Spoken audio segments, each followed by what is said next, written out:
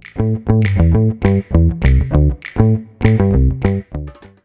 everyone, it's Miss Julianne from the Wakanda Area Library, and I am here with our February 3rd through 5th STEM Club.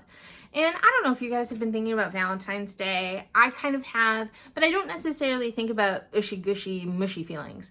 It makes me think about archery, because how cool are bows and arrows, right? So I see like little Cupid with his diaper on looking all silly, but he has the little bow and arrow shooting hearts at each other. And I was like, that would be a really cool science experiment, is to make our own bow and arrows. So we're gonna make our very own mini bow and arrows just using some craft and household objects that we might have. And you've been given some supplies in your packet, and I will later on walk us through how to make our own mini bow and arrow. But I wanted to talk a little bit about the science behind it. So in January, when we were doing sledding snowmen, we talked about Newton's laws of motion, right? And we talked about the first two laws. Well, arrows and archery are the perfect example of the third law. So I was like, okay, we have to make mini bow and arrows. There's like no other way to do this. So what you do, or when you do archery, or when you shoot an arrow with a bow, we are showing the third law of motion, which is all about action and reaction. So what it says is when two forces are applied to each other, so when two objects interact, there's a force that is the action, and then there's a reaction to that force, which is another force, right? So bow and arrow is a wonderful example of action and reaction. So the first action is when you pull that bow back, that string back on the bow. That's your first action and first force. The second is the reaction to that force, which is the force that flies the arrow out of the bow and towards your target. So I just thought that was a really great example of how Newton's third law of motion works. So we're gonna make our, like I said, our very own bow and arrow. We can pretend to be Hawkeye, but I will ask, even though your arrows are just Q-tips, to be careful around the house and to maybe even have a grown-up help you with this, because I don't want you guys getting splinters. So I'm gonna go ahead and show you how to make a mini bow and arrow. I'm just so excited. Like I said, I've been watching Hawkeye.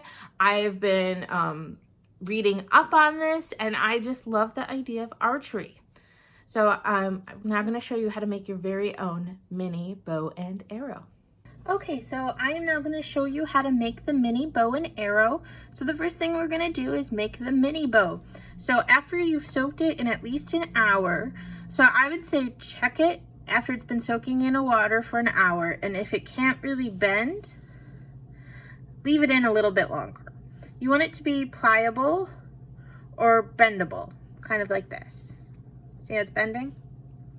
So once it's like that, what you're going to do is you're going to take either nail clippers or a pair of scissors. I have scissors. And you just want to cut little indents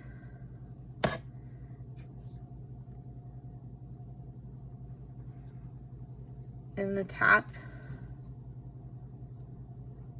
So you want that in the top and in the bottom, because you want to be able to fit the floss in. So I'm going to do it again up here.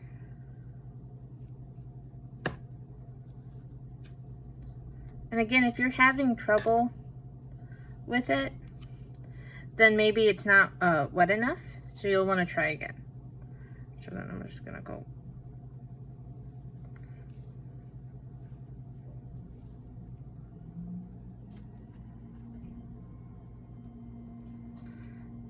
Sorry if you can hear that. I have the garbage trucks here right now. Okay, so now that I've gotten that, the next thing you're going to do is you're going to take your floss and you're going to want to do a slip knot. So a slip knot means you leave a circle behind. So I like to put my finger there. That gives me a little room so I know that there's still that. And then you tie your knot.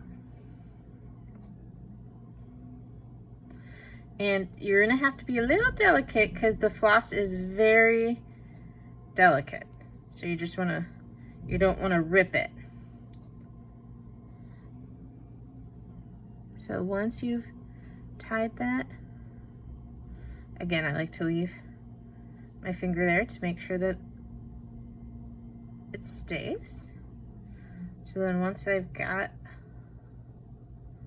my circle, I'm going to put it here and I'm going to loop it under the indents I just made.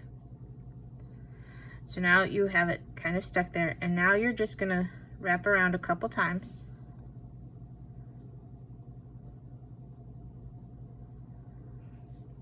And then you can make a knot, or what I like to do is then I'm just going to slip the bottom underneath. I'm just going to slip it underneath one of the layers. Bloop. Just like that.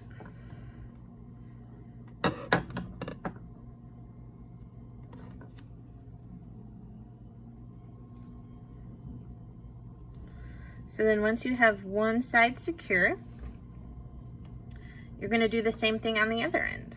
So then it's going to look something like this. And then you want to be able to bend your bow.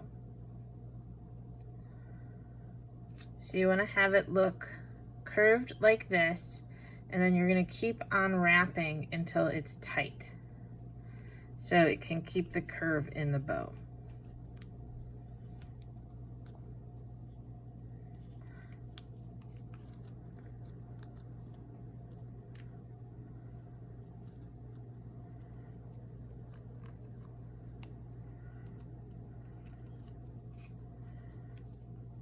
So I have it pretty tight now, and it looks like this. So now I'm going to show you how to make the arrows. Okay, so you will have been given 2 Q-tips as your arrows, and then all you're going to do is you're just going to cut off one of the ends. Bloop. And if you do want to make it Valentine's related, you can always cut out a paper heart and glue it on the point of your arrow. But then, once you're all set, and this is why you do the knots. I didn't do the knots, and then it comes undone a little bit. So that's why you should do a knot at each end. But once you've got it all lined up, and you've got the curve, you're just gonna pull back, and it will shoot.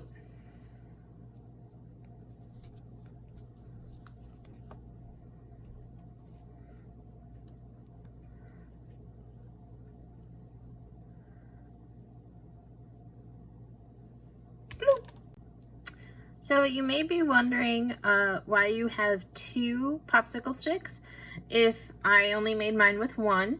So I did that because, as you can see, there's some splitting on my thin one. I like to use the thin ones, but they do split more easily. So I gave you a fatter popsicle stick in case you wanted to use that as for your bow and arrow.